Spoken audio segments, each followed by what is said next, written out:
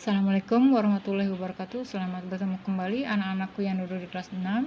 Hari ini kita akan belajar bahasa Sunda halaman 31 dari buku Rancage Diajar Bahasa Sunda untuk kelas 6. Hari ini kita akan belajar tentang rarangkeun tukang ning atau ing ya. Sebelumnya Ibu harap untuk subscribe-nya terlebih dahulu agar Ibu bersemangat membuat video-video untuk kalian semua.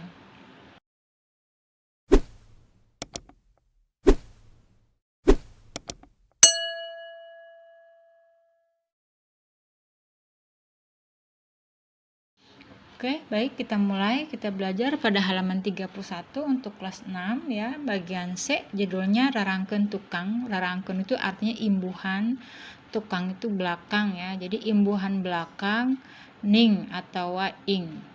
Dina teks argumentasi di luhur, ini artinya di luhur mungkin teks yang kemarin kita baca ya pada halaman sebelumnya. Pada teks argumentasi pada halaman sebelumnya, aya kecap-kecap tanda ning jeung rupaning. Eta teh contoh kecap anu make rarangkeun tukang ning ya.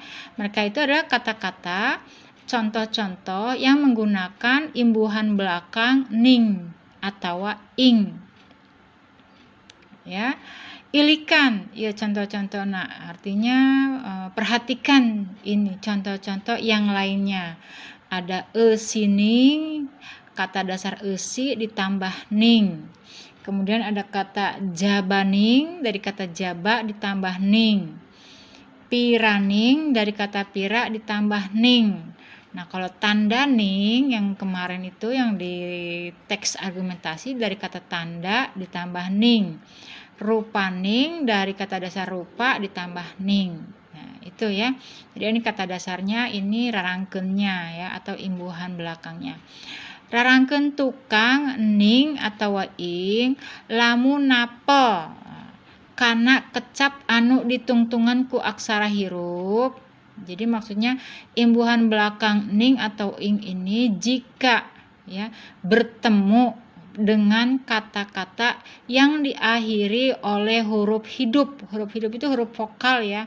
Ini kan huruf hidup nih, i, ada a, ada u, ada o ya. Jadi kalau huruf itu bertemu atau ada kata yang diakhiri huruf hidup vokal, anu bakal muncul nyaeta variasi ning ya. Yang muncul variasi ning. Beda jeung contoh-contoh ieu. Beda dengan contoh yang ini. Bakat, bakat ning, bakating. Bakat ditambah ning tapi n-nya hilang. L-nya yang ini lulus ya, hilang atau nasal, rangkeun nasal. Jadi bukan bakat ning tapi bakating. Tarik, dari kata tarik tambah ning jadi bukan tarik ning tapi tariking jadi L, jadi luluh ya. Huruf N-nya itu luluh jadi rarangkeun nasal jatuhnya. Lebeting, lebet ditambah kata ning. Nah, karena ini huruf akhirnya konsonan, huruf mati, jadinya tambah ing. N-nya itu rarangkeun nasalnya itu luluh ya. Bakat itu ya, tarik itu artinya keras, lebat itu artinya masuk ya, bakat itu artinya kemampuan. Nah, lamun rarangkeun tukang ning jika imbuhan belakang ning napel kana kecap anu ditungtunan ya. Jika bertemu pada kata-kata yang diakhiri ditungtungan diakhiri ku aksara konsonan, diakhiri oleh aksara itu huruf konsonan, huruf mati ya, huruf anu bakal muncul nyaeta variasi ing. Nah, kalau yang ini variasi ning, yang ini akan muncul variasi ing. Rarangkeun tukang bakal muncul variasi ing. Rarangkeun tukang ning atau ing fungsina ngawangun kecapan cen ya, membangun kata tugas anu hartina ngantebkeun ya, yang artinya memantapkan. Bandingkeun dua kalimah ieu. Bandingkan dua kalimah ini. Yang pertama, tarik nasib kuring jadi pinunjul pasanggiri pupuh tingkat provinsi tahun ieu. Yang kalimat yang kedua, tariking nasib kuring jadi pinunjul pasanggiri pupuh tingkat provinsi tahun ieu.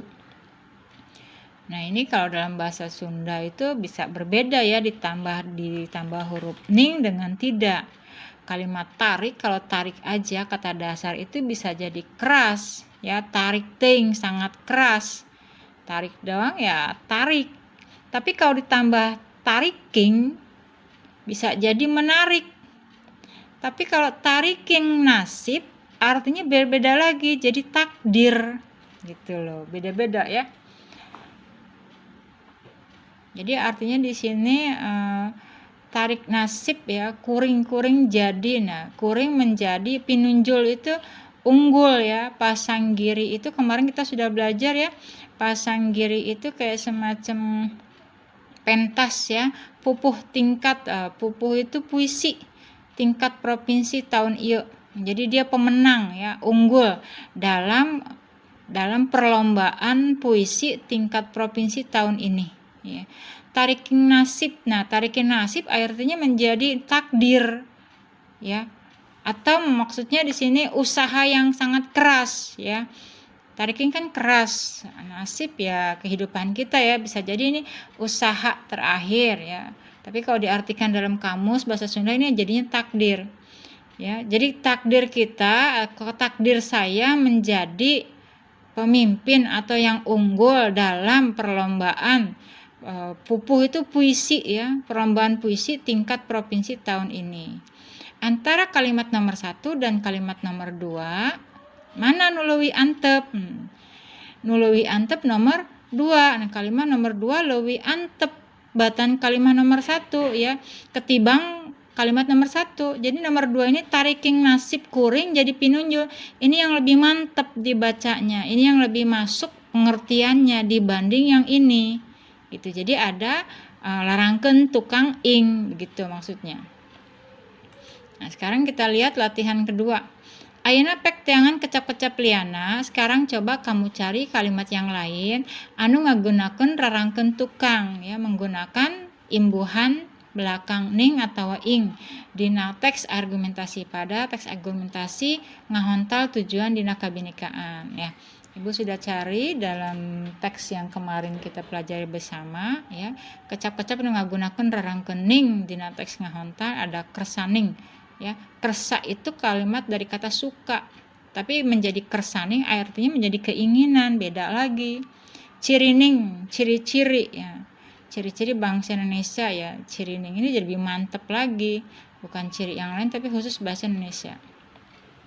Sajeroning, sajero itu di dalam ya. Kemarin ada kalimat di sini sajeroning, kemudian ada kata tandaning, kemudian ada rupaning. Ini kalimat-kalimat maksudnya kata-kata yang terdapat pada kalimat atau pada teks argumentasi ngahonal kahontal tujuan dina kabinekaan.